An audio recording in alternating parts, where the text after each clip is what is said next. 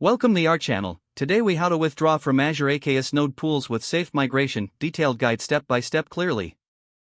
To withdraw from Azure AKS node pools with safe migration, begin by navigating to the Azure portal. Locate your Azure Kubernetes service under the Kubernetes Services section. Select the cluster you wish to manage.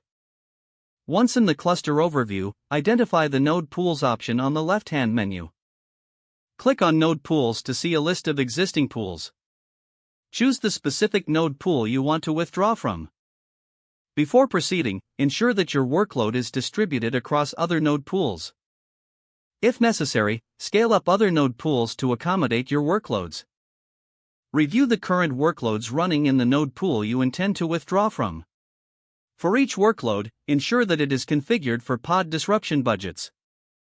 This allows critical workloads to maintain availability during migration.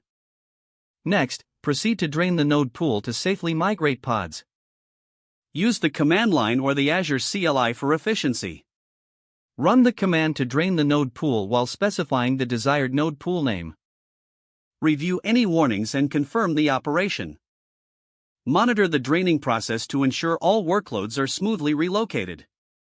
Once complete, verify that all necessary resources are running in the alternative node pools.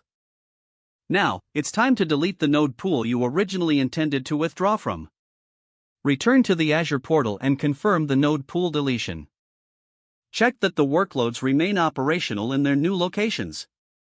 Finally, ensure that your infrastructure monitoring reflects these changes for future management. If the page does not load, refresh the browser or try again in a private or incognito window. Make sure you are using the correct email address, then retype it carefully to avoid small typos.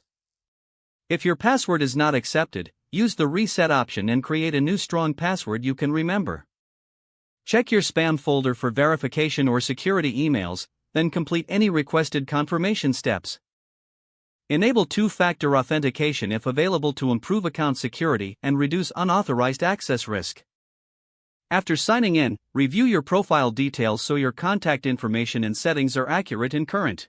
If you see an error message, note it down and try again after restarting your device and internet connection. Don't forget to like this video and subscribe to our channel for more step-by-step tech guides.